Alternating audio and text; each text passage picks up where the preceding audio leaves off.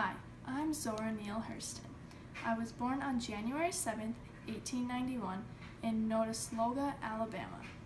I then moved when I was 3 years old to Eatonville, Florida, which is just a few miles from Disney World. Eatonville was the first black incorporated town in America. I was the fifth of 8 children. My father was a carpenter, farmer, and a Baptist preacher. He also became the mayor of Eatonville. My mother was a country school teacher, taught Sunday school, and raised my siblings and I. My childhood was abruptly stopped when my mother died when I was 13. My father remarried. He sent me to a boarding school. At the age of 14, I took a job as a maid and wardrobe assistant with a traveling company. While traveling, I grew fond of opera and classical music. In 1917, when I was 26 years old, I lied about my age to get into the Morgan Academy. I then graduated from high school the following year. I then attended Howard University in Washington, D.C., and in 1927 I graduated from Barnard University with a BA in anthropology. While studying, I worked long hours as a manicurist in a whites-only barbershop. Also, while studying anthropology, I would often travel to Harlem, New York, where I became part of a group of painters, musicians, sculptors, and entertainers and writers. We participated in the Harlem's unprecedented flowering black arts. Anthropology allowed me to apply a scientific perspective on the rural folk culture, which I loved. I traveled to South America and the Caribbean, developing a talent for dialects. Those dialects would eventually appear in my stories. In May 1927, I married Herbert Sheen, who was my longtime fiancé. He was a medical student. By August, our marriage was failing. In 1931, I resettled in Eatonville, where I planted a garden and wrote short stories. I was living on $2 a week and writing on old card tables. This is where I produced my first novel, Jonah's Gourd Vine. I borrowed money to have it typed and mailed, just a few hours before an acceptance telegram arrived.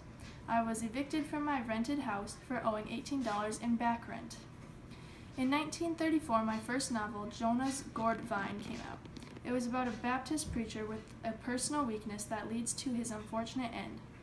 It reveals the lyrical quality of my writing and a mastery of dialect. It was clearly based on the marriage of my parents.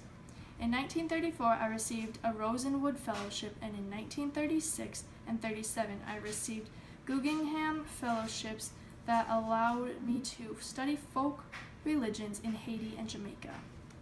In my critically acclaimed study of African American folklore, Mules and Men was published in 1935. It was the first collection of all black folklore published by an African American. In 1937, my most famous piece, Their Eyes Were Watching, was published. Eventually, I will read you an excerpt from this piece. I wrote this while I was in Haiti for 7 weeks. It is based loosely on an affair I had with a younger man. It is my most popular work. It didn't become a classic until it became popular in the 1970s. It's been applauded by both black and white women scholars as the first black feminist novel. It sold fewer than 5,000 copies when it was first published. In the past decade alone, it has sold more than 1 million copies. I married again to a man who was at least 15 years younger than me. That marriage eventually failed too. I never had any children. In 1942, my autobiography, Dust Tracks on a Road, was published. It was considered my most controversial book. Even many of my admirers said it was a failure. Many complained that it has misleading personal information about myself. The reviews on my books were very mixed. My books never sold well while I was alive, and throughout my lifetime, I had extreme financial stress. My writings disappeared from the public view from the late 1940s until the 1970s. In all, I published 4 novels, 2 books of folklore, an autobiography, several plays, and numerous short stories, essays, and articles. In 1948, I was hit with a scandal that shook me so hard. Eventually, all charges were cleared. I then returned to Florida, where I was a maid again. I was short on funds and emotionally wrecked, and I suffered intestinal problems. At times, I worked as a librarian, substitute teacher, and a newspaper freelancer. I was also very attached to my dog, Spot. I will now read you an excerpt from my most popular work, Their Eyes Were Watching God. Ships at a distance have every man's wish on board. For some reason they come in with the tide, for others they sail forever on the horizon, never out of sight, never landing until the watcher turns his eyes away in resignation, his dreams mocked by death, by time. That is the life of men. Now, women forget all those things they don't want to remember, and remember everything they don't want to forget. The dream is the truth. Then they act and do things accordingly. So the beginning of this was a woman, and she had come back from burying the dead. Not the dead of sick and ailing with friends at the pillow and the feet. She came back from the sodden and the bloated, the sudden dead, their eyes flung wide open in judgment. The people all saw her come because it was sundown. The sun was gone, but she had left his footprints in the sky. It was the time for sitting on porches beside the road. It was the time to hear things and talk. These sitters had been tongueless, earless, eyeless, convincings all day long. Mules and other brutes had occupied their skins, but now the sun and the boss man were gone, so the skins felt powerful and human. They became lords of sounds and lesser things. They passed nations through their mouths. They sat in judgment. Seeing the women as she has made them remember the envy they had stored upon from other times.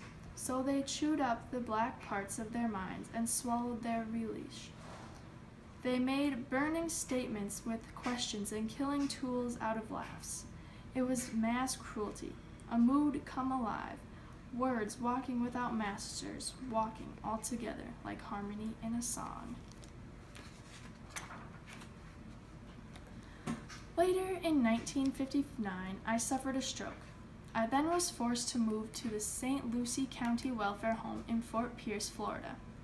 On January 28, 1960, I died there. The cause of my death was listed as hypertensive heart disease. I died penniless. Because I died penniless, my service and burial were delayed for more than a week while friends raised money to pay for my funeral. My grave was then also unmarked in a cemetery at nearby Fort Pierce. 13 years later, in 1973, a writer and fan of mine, Alice Walker, located my grave and had a headstone installed. She also reassembled the puzzle of my later life. I am the subject of many conferences and scholarly papers, and every January, my hometown of Eatonville celebrates me with a week of seminars, workshops, and events. Whenever people come to see my grave, they see a few pennies scattered on my grave. It's said that if you throw coins on a gravesite, the dead won't be broke. Doing this, it reminds people that I was almost always broke. After Alice Walker's discovery, I rose into literary prominence and had a wide acclaim as the essential forerunner of Black women writers who came after me.